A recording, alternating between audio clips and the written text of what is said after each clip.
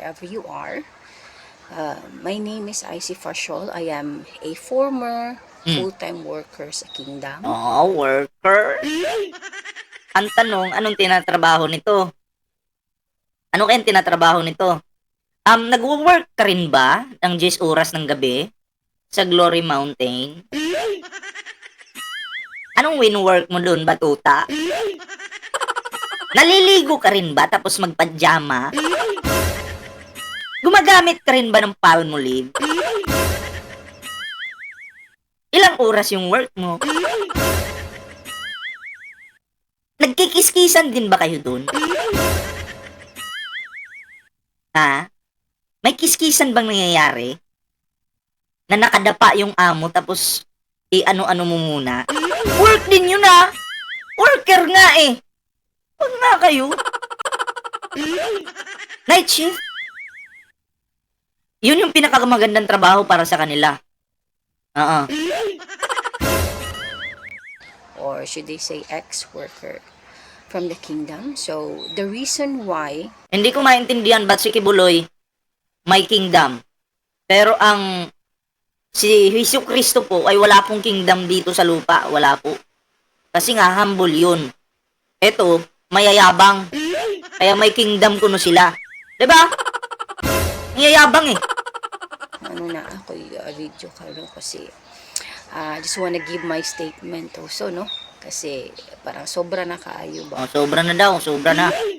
Okay, salamat po sa 1,200 thumbs up natin dyan ah. Pag gusto nyo mag-like, kalimbangin nyo lang yung tinggil ng mga chicks dyan ni Kibs.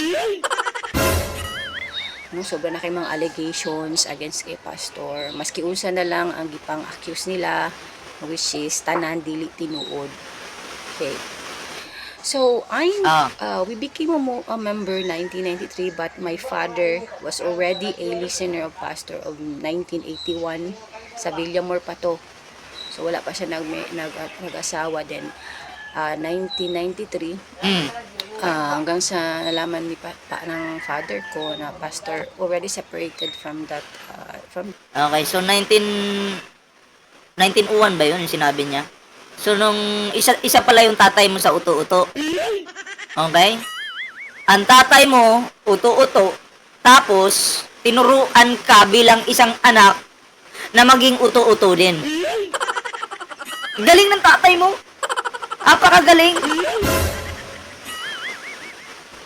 Inuto-uto ka rin pala ng tatay mo? Ha? Kalain mo yun? Ako hindi ko gagawin sa anak ko yan. Na ipapasa ka doon sa sa mga taong walang silbi sa Manyakis. Ako bilang isang tatay nanonood ako. Kaya yung anak ko tinuruan ko rin na matuto sa mga words ni pastor. Ganun eh, 'di ba? May isa pang tatay. Alam niyo ba? Napakabait ni pastor. Tatlong anak ko. Si pastor ang nagpapaaral. Ay wala kang silbing tatay ka. Tamad ka. Imbis na obligasyon mo ang paaralin yung anak mo, abay si Kibulo yung pinagastos mo. Porkit ba napaaral ni Kibulo yung anak mo, mabait na siya? Hindi ganun. Hindi ganun. Kasi tandaan po natin na maraming magnanakaw dyan na namimigay din ng tulong. Magnanakaw siya, pero namimigay ng tulong. So, anong tawag mo nun? Mabait na? Hindi pa rin siya mabait kasi magnanakaw siya. Kaya wag mong ibabase na pag yung tao na yan ay pinaaral yung anak mo, mabait na. Wala talaga, no? Isang malaking katangahan yan. that church back in Villamor. So, we became a member 1993. And then, also, Ay, naku, malaki-laking yung 1993, naging member ka. Ilang taon ka na nun? Minor ka pa nun, no? Minor ka pa nun? May session ba dun sa Glory Mountain? Naku, sigurado yan.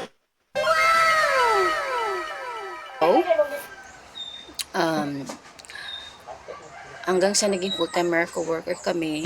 And then, Kaya pala. Pag sasakay ako ng bus, kayo yung nagdadasal-dasal sa amin noon. tapos manlilimos. But unfortunately, 2013, I decided to separated from the kingdom. Wouldn't it be wait crazy lang, if you may could ads create lang. voiceovers that sound like a raspy old man, A young teenage girl. or a But of course, it was my own choice. It's our choice, no, sa aming family. Tagal na yan pala nag-night duty, sabi ni ni Rinaldo Marmol. Oh, matagal na talaga. Umamin nga eh. Na nambas kami sa kingdom, hindi hawak ni pastor yung mga choice namin. And then, so, Teka, hindi hawak ni pastor yung inyong mga choice? Alam mo, malaking kasinungalingan yan. Oo. Kasi, kailangan mo kasing sumunod. Nandyan ka sa kingdom. May mga audio kasing lumabas si Kibuloy eh. Anong sabi? Okay? Pag hindi ka sumunod sa kanila, magkakaroon ka ng punishment. Mapapanish ka. Ang pangit naman na nandyan ka sa loob ng kingdom tapos ikaw yung masusunod. Worker ka tapos ikaw yung masusunod. Malaking kasinungalingan yung sinasabi nito. Oh, sa totoo lang. go back to the main issue. I just wanted to, para mabalance sa tanan kasi regarding sa nakita ko sa Senate hearing, I was very shocked because sa lahat ng mga na-mention doon ng mga accusation kay pastor, nasabi yung name ng brother ko. My brother kasi Eto, yung brother niya pinatay. Okay? At ang nagpapatay, ayon dun sa hearing, ay ang kampo ni Kibuloy. Pero, tingnan nyo naman. Oo, grabe yung pagkalason. Nalason talaga yung isipan ng babaeng ito. Alam nyo kung bakit? Ang kinampihan, yung mamamatay tao, at yung kapatid niya, na pinatay, diba? Hinayaan lang. Mas pinaniniwalaan yung yung mga kulto na nagpapatay sa kapatid niya. Imagine, kapatid mo yun Kapatid mo yun. Pero anong nangyayari sa'yo? patay siya noong June 30, 2019. And he received several gunshot. Shoutout kay She. Ay, salamat po sa 1,400 likes natin dyan Nung namatay siya. So, ang sabi doon sa witness sa Senate, sabi niya, may kinalaman doon si pastor sa pagkamatay ng kapatid ko. No. Tamo? Alam nyo kasi, ang Senado, huwag nyo minamaliit yan. Oo. Diba? Kasi kayo minamaliit nyo. Eto, kapatid mo na yung pinag-uusapan dito. Pero dinidepensahan mo pa rin yung mga pumatay diyan sa kapatid mo. Tao ka ba? Alam nyo, hindi po ito magagawa ng nasa normal pa yung pag-iisip. Kapatid mo yan eh. Kahit anong mangyari, pagtatanggol mo dapat yan. Mag-iimbestiga ka, makikinig ka, both sides. Pero ang pinakinggan mo lang, ang mga kulto. Hindi ka nakinig dun sa Senado. Lahat ng sinabi dun sa Senado, ang tingin mo mali. So may tama ka sa utak. Huwag ka kasing maging bias. Kapatid mo yung pinag-uusapan dito. Tingnan mo, kaliwa, kanan. Oh, kaliwat kanan, tingnan mo. Ibalansi mo. Now, pag naging bias ka, kumusta naman yung kapatid mo? Just wanted to make it clear. No po, no. Kasi, we don't believe in that. Kami nga family, no? Hindi nga kami naniniwala nga si pastor ang batas. Tamo, kami nga na family, oh. Hindi daw sila naniniwala. Etong mga ganitong klaseng tao, alam nyo, ito yung mga tamad. Kasi takot na takot sila na mawala or makulong si Kibuloy. Kasi lahat mawawala sa kanila. Monthly sahod, mawawala. Libre pagkain, libre bahay. Mawawala sa kanilang lahat yan. Unti-unting mawawala yan. Kaya itong mga to, takot na takot na makulong si Kibuloy. Kasi tamad, di marunong magtrabaho. Gusto nila, payahay lang dyan sa kingdom. Ay, sarap ng buhay nila dyan eh. Bakit? Bakit masarap buhay? Eh, ano ba? Ang sarap tayo manlimos. Hindi ka magpapakahirap, manlilimos ka lang. Or ikaw yung leader, tagalista ka lang, ganun. Eto kasi hindi man to nalilimos eh. Parang siya yung leader dyan eh. Isa sa leader. Diba? Kaya ang sarap ng buhay ng mga to. Yung mga pastoral ni Kibuloy, ang sarap po ng buhay ng mga yan. Sa totoo lang. Oh, ang sarap-sarap talaga. Kaya tinan nyo sila kung makapagtanggol kay Kibuloy. Oo. Sobra-sobra. Kasi, marami silang nagaganon eh. Kapatid ko, kasi pastor is very, very a good man. Wow. Yung mga teaching kasi ni pastor unique eh. Unique eh. Siyempre, ikaw ba naman yung magsabi na, ang sabi nga ni Kibuloy, pag kayo nag-traitor sa akin, padalhan ko kayo ng Angel of Death. K.O. Ikaw pa ni, naamanggit kay mama ba na kay pamilya, hutun yung tamo ba? Sino nakarinig nun? Si Pani daw, Pani. O, audio yun ha. May audio nun. Ikaw, Pani. O, sabi niya. Memorize ko pa yun. Memorize ko pa yun. Ha? Pero mahabang audio yun. Ay, nako. Yan ba yung turo? Kahit nasa labas na kami, na-remain talaga siya sa utak namin, May sa utak ka heart pala? namin kasi yung teaching ni pastor is to love your Wow. neighbor as yourself. So, Ang galing naman pala nito. To love. Wait lang. To love pala. Okay. Papakitaan kita ng love. Wait lang. Papakitaan kita ng love. Kasi ang turo daw kasi ni Kibuloy dito ay magmahalan, magmahal, mahalin mo, to love. Okay? At ipapakita ko sa'yo kung ano yung love. Oo. Totoo nga ba yung turo ni Kibuloy? Na to love? Ha? Eto, papakita ko.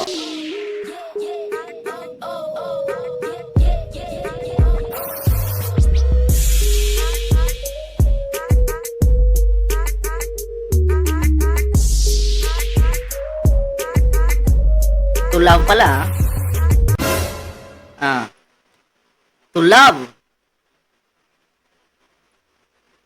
Wait lang po.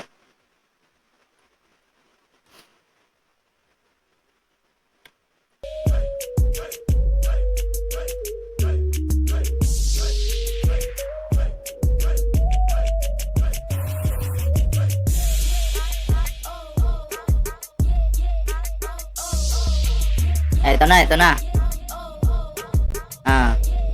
To love daw eh. Pakinggan lang natin muna to saglit. Alam ko yung iba dito na napakinggan nyo na to eh. May translate, nakatranslate naman to eh. Bisaya ito, kaya nga lang, may nakatranslate naman ito eh. Pakinggan natin to kasi, ganito, ito pala yung turo ni Kibuloy. Ito yun. Ang pagmamahalan. Sige. Ang makagamit sa inyo, ang anak lang. Walay lain, maulay kabubuto niya. Ikaw, Pani, may number 1 niya. Pani! Gilapas ni mo, imong gilapastangan ang balaod. At yun kang ulay ko kaluoy, tinagi sa duha o tulo ka saksi. Nabingwit na satanas to eh. Gapakita sila sa inyo sa Yun ano, mahal ano. Ganyan ba yung pagmamahal? internet, malipayon sila no. Ganong gapakita pa man sila diyan, malipayon sila. Kaya dili sila malipayon. Kato sila, bukuro na ko to. Abinlag, tapos na ko sa ila. Pabayaron ko sila tanan. Kaya naiutang sila sa ministry nako, naiutang sila sa kingdom. Dubayad to sila madali, madugay. It will take 5 years, it will take 10 years. It does not matter. Basta nakatutok sa ilang angel of death. Oh. When the opportunity presents itself, patay sila. Oh. Kaya pala yung yung bodyguard ni Kibuloy na nareaksyon na natin kahapon. Nung nag-exit na yung bodyguard ni Kibuloy, ayaw na kay Kibuloy. Oo. pinahabol siya sa mga tauhan ni Kibuloy na may mga armas. Yun pala yung Angel of Death. Tao din pala yun. Ma'am Eva Erev, shoutout po Yun pala yun. Ay, 1,600 likes natin dyan. Maraming salamat. Huwag niyo kalimutan mag-like sa ating live ngayon. Tuloy natin. Ito pala yung pagmamahal na sinasabi niya dito muna tayo sa kabila. Ito muna. Ito muna, tuloy natin. Sige, tingnan natin. Pagmamahal ba? Sige nga. Layo talaga yun. At isa pa, my brother, he is working under the government in Tagum City. You can check their provincial capital, yun yung name doon sa Tagum City. So, since na lumabas siya, in the middle data 2009 or 2010, so hanggang sa'yo namatay siya. So, it's gonna be 9 or 10 years na siya doon. So, May pastor naningil, ano yun, may pautang? so can you imagine, ha? Tapos, grabe yung inosenteng tao pa ang inyuhang gipasangin na ng patak ka lang yun mo. Inusintin tao daw si Kibuloy. Balik tayo dito. Kasi napaka-inosente ni Kibuloy ganito ka-inosente si Kibuloy. Tuloy natin. Pila nakapastoral lang naigo nga tapad sa kuwa. Iya pa ninyo. Di man niya ko mapasakitan, membro-membro lang. Pagka nakik-contact ng lalaki niya, nakik-sex ka na sa iya. Yatag mo na yung kaugalingon sa iya. Pag sa internet, I love you ka na, yatag mo na yung kaugalingon sa iya. Dato ko, nagsali ko sa imo, yatag na akong gugman ako sa imo, gitraidor ko nimo, driver, gitraidor ko nimo. Kung sa'yo akong buhaton. Dato ko, para mabawi akong dungo kung sa'yo akong buhaton. Ikaw, ugang driver, pati yung taka. Siguraduhin ako, mamatay mo ba? Ganyan pala, kabait si Kibuloy. Ganyan pala kabait si Kibuloy Grabe. Kaya pala itong babaeng ito, grabe yung paghanga kay Kibuloy. Grabe yung paghanga niya. Ang bait daw talaga. Grabe daw kasi kayo mamaratang kay Kibuloy. Sobrang bait nga naman ng pastor na yan. Huwag nyo namang gigisahin. Grabe naman kayo. Sige, tuloy natin. No? Me and together with my family, no? After my brother died, we just keep silent because we don't have any evidence, we don't have concrete evidence na kung kinsa gyud nagpatay sa akong manghod. Okay? But regarding with this investigation, we clearly see that it's all about personal grudge. Kasi regarding pa naman sa several gunshots na receive ng kapatid ko, wala talaga silang plano na buhayin siya. Wala talaga. Yun yung rules ng pinagtatrabahuan mo Bawal kang tumiwalag o umalis. Bawal. Kasi papatayin ka. So, it was very actually sa family ko, ayaw na namin talaga sanang pag-usapan, pero Ay, shoutout kay Jo Marinava. Salamat po sa 1,700 likes natin dyan. Like po kayo dyan kayo gawa-gawa kayo ng storya dyan sa Senate, nag-witness kayo, gawa-gawa nyo lang, hindi nga namin alam, siya nga kami. Siguro, hindi mo alam. O bulag ka lang, nagbubulag-bulagan ka. Huwag mong sabihin, hindi mo rin alam to. Kanino bang boses to? Kim Lloyd Gonzalez, shoutout Dito pa ako makabawi sa akong dungo. Mabitaw ang Muslim, dunay onong tiling. Dili na makatalikodan ng ministry. Hindi mo makamatay. Pero yung pagtuo, pwede mo matalikod. Ginana kay gusto ninyo matalikod. Sulod daw mong NPA, Bisang kadre ka lang, sulod ka NPA. Pagka naka-lecture na kagpapila sa ilaha, di ka nakagawas. Pag di gawas ka, mukulong ka, patyong ka. Sulod mong mafia, sulod mong gobyerno sa Amerika. Pag ipasulod ka diya sa ilang CIA, ipasulod ka sa ilang FBI, ipasulod ka sa ilang NSA, nakabalo na ka sa ubang mga confidential niya. Tapos kalit mo, talikod ka, di ka kukurot. Inani ang commitment na ako sa inyo. Wala na'y makatalikod sa inyo. Wala na'y makatalikod sa inyo. Wala na'y pwedeng mo traidor sa inyo. Pag nag-traidor mo, Alti Valerie Doctolero, shoutout. ay magkukod sa inyo. Patay mo dito. Kapahamakan ang inyong ginatuan. I-implement ko natin. Anong hunahunaan ninyo na ba? Pakalaluman ninyo ang pangunahunan ninyo sa ministry na ako. May pamilya mo, ikaw pa ni, may inahan ka din, may isuon ka. Katuwing suon ni mo, pati lang imo isuon sa gawas. Kung doon natin na, o hindi na na. Pati mga kapatid, papatayin. Pag si Pani daw, ay tinuloy-tuloy niya yung panlalalaki. Pag uyab-uyab sa ano pa, sa Bisaya pa, or di kaya kung umalis si Pani, tumakas, damay lahat ng pamilya. Yan si Kibuloy. Inakalalo ng commitment nato diri. Pero nakipag-communicate mong lalaki, pagkatapos mag-report-report mo sa kuwa diri. Samtang niya mo sa akong balay, ang gusto nako diri may tumanon. Dili mo pwedeng mutuman diri sa gusto ninyo, dili na ako. Oh, ayun yung sinasabi ko eh. Habang nandyan ka daw sa bahay ni Kibuloy, o kingdom niya, kailangan ang masusunod si Kibuloy. Hindi yung mga gusto nyo. Anong sabi nitong kulangot na babaeng ito? Oh, itong babaeng ito. Asan ba yun? Yung babae na yan, ni Kibuloy. Anong sabi? Anong sabi niya? Yan. Sila daw yung masusunod. Diba? Hinahayaan lang daw sila daw yung nasusunod. So, sinungaling ka. Diba? Sinungaling ka, babae ka. Narinig na natin sa boses ni Kibuloy, sa audio, na dapat si Kibuloy yung nasusunod, hindi kayo. Oh. Diba?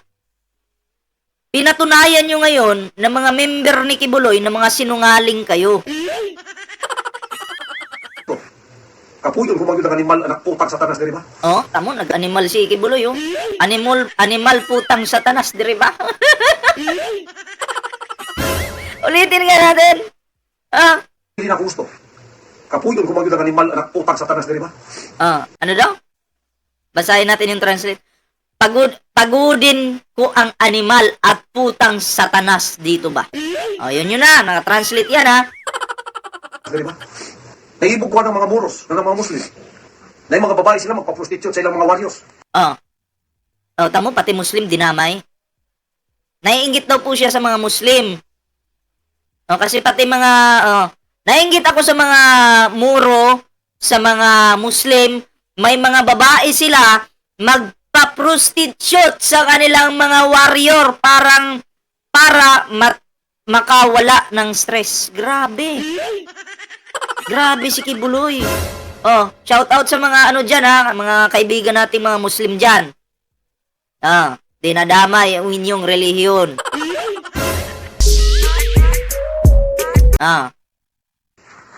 Para mawala ang stress. Hinan ako ang iyong weakness sa lalaki. Ilabay ninyo na kay di na nakabubutol sa mahan. Kaya di mo na mong pastoral para sa anak lang mo. Ang gagamit lang daw ay ang anak. Wala nang iba pa, kundi ang anak ang gagamit. Sino yung anak? Si Kibuloy. Diba? Tuloy natin to. Ay, salamat sa 1,000. Controversial Philippine religious leader Apollo Kibuloy dared by one of his former followers to face a Senate probe into Hindi ikaw yung binibigyan natin na reaksyon dito. Ay, salamat sa 1,900 likes natin dyan tuloy natin to. Kami ng family, no? Namin kasi, mention nyo pa yung pangalan, brother. The name of my brother pala is Raymond Fashol. So, I'm his sister. I'm the eldest. And, There are two types of people in the world. Those who can make money with their cell phone from anywhere in the world. Ingay mo. never once talaga kaming nagsira never once kaming gawa-gawa ng istorya since lumabas kami hanggang sa, yun nga, about my brother's death, no? Hindi kami gumagawa ng istorya nga regarding kay Pastor. And then, Hindi mo talaga pwedeng maggawa-gawa ka ng storya? Makakatikim ka eh. kinalaman siya, no talaga. Because we don't believe na may kinalaman si Pastor. Pastor was, I believe he was innocent. And even those accusations na sinasabi nyo dyan, puro talaga kayo sinungaling. Kung ako yung kapatid nito, mumultuhin talaga kita. Gaga. I've been a former ACQ scholar. Take note sa mga bagong pasok dito. May kapatid siyang lalaki, pinapatay ng kampon ni Pastor. Tapos, ang pinoprotektahan pa niya ngayon, ang pumatay sa kapatid niya. Imagine gano'n ka walang kwentang kapatid to. Pastor also, pinaaral niya ako. I'm proudly saying na I am a graduate a pioneering graduate of Jose Maria College 2007. And throughout the years, no, imagine since grade 1 pa ako sa Oh, may comment dito si Antonio. Sis, pa-check up ka na rin ng utak mo. Utak talaga. And I can see all, with my naked eyes, nakita ko yung kabutihan ni Pastor sa amin. Ah. And minsan wala akong nakita na hindi maganda. Lahat magandang ginagawa ni Pastor. Lahat daw maganda. Kakarinig nyo na lang ang audio, di ba? Yung narinig yung audio, maganda ba yon? Ha? Yung narinig yung audio, maganda ba yon? Press 1 sana ang pangitan sa audio. Press 1. Ah. Sige nga, press 1 nga kayo. Maganda daw eh. lahat ng sinabi ni Kibuloy, napakaganda daw talaga. Pasok na pasok sa kanyang panlasa. Oh. Lahat ng full-time worker, mga kingdom, concerned si Pastor doon. Kaya nga nakikita niyo yung kingdom ngayon masyadong ng mga lago.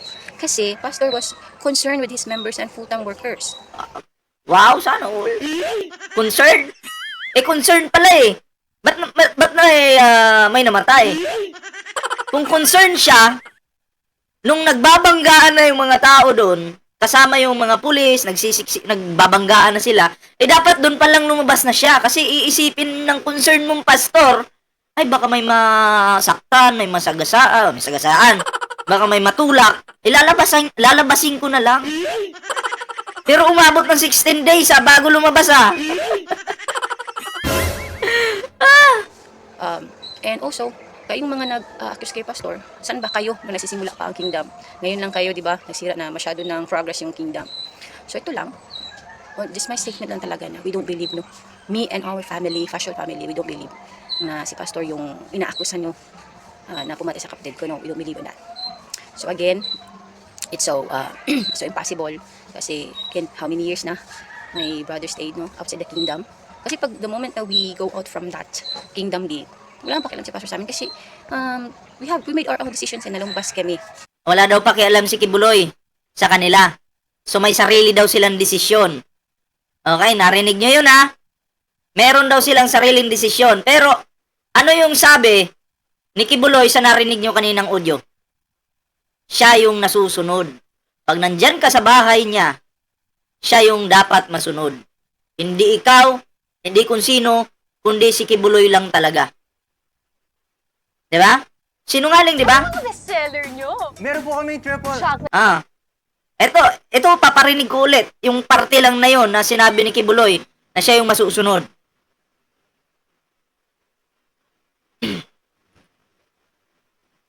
Ito Ang mo sa akong balay, ang gusto nako diri may Sampang niya mo sa akong balay, ang gusto nako diri may tumanon.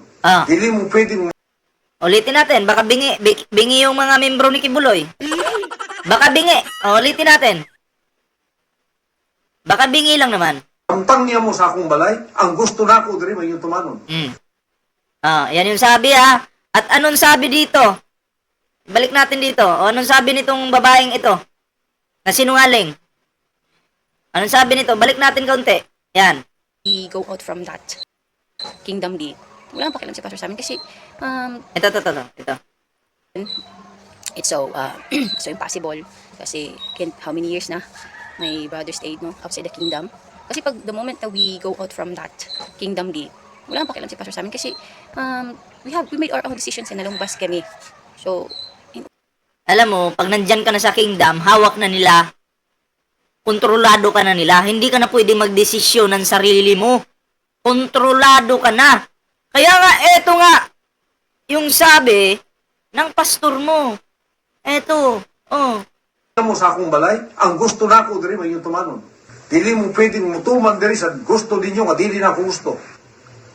Kapuyon kumangyud ang animal anak putang satanas diri ba? Diba? Tuloy natin to. Sinungaling talaga Huwag nga kami. wala na siya talagang sa amin, hold pag nasa labas na kami. So we just live on our own lives. Ordinary lives lang, ganun. And it's just so happy lang talaga na kung sa Bisaya, padad doon lang talaga. Kaya lang tama na ko igsuon. Wag yun kay buot na babae ka. Oo. Kataka ra gyud kag yaw-yaw diha. No? Sinungaling ka.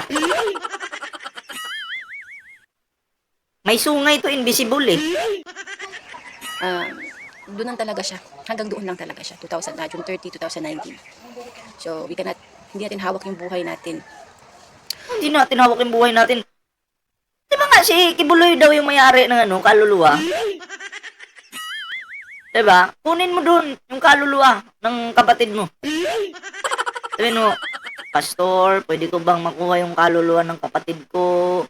Ang sasabihin ni Kibuloy, mag-antay kayo pagdating ng panahon, ibigay ko ang kaluluwa ng inyong mga kamag-anak.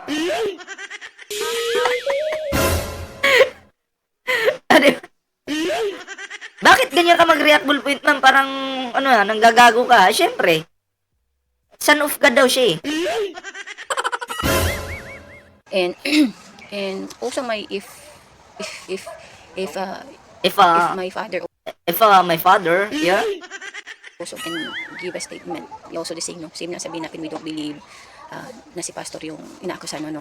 I'm so sorry, I'm sorry to disappoint you, but we don't believe, no? Kami ng family, hindi kami naniniwala. oh. Wala naman problema kung hindi kayo maniniwala. Di naman namin pinipilit. At least ngayon, 'di ba? Unti-unti nang lumalabas yung katotohanan. Oo. Well, siguro yung namatay mong kapatid, nagsisi din yun eh. Na iniisip niya siguro, ay, sana hindi na lang kita naging kapatid. Kasi wala kang pakialam sa namatay mong kapatid eh. Diba? Baka nagsisi din yun kung bakit ka pa niya naging kapatid. Ay, salamat po sa 2,000 likes natin dyan ha. Maraming salamat. Ayaw mo pagbuot-buot, no? I just wanna, kasi I think this is the perfect time na kasi I'm just breaking my silence for all those years, no? Actually, matagal na talaga yung mga pagsira kay pastor, which is silent lang. But I think this is too much. Too much talaga ginagawa nila. So, ganun lang, no? O, daghang salamat sa So, yun, nakakalungkot lang na buti na lang hindi nyo naging kapatid ito. Nakakalungkot lang na yung namatay niyang kapatid, no? Alam naman niya sa sarili niya na nakarating na nga sa Senado na si Kibuloy ang isa sa tinuturo, pero hindi rin siya nag-imbestiga. Patuloy siyang nanahimik, pinabayaan niya, wala siyang pakialam. Diba? Well, good luck sa inyo ngayon. Happy kayo ngayon kasi mukhang mawawalan kayo ng kita. Naka-freeze lahat ng bank accounts. Magtrabaho na lang kayo ng marangal.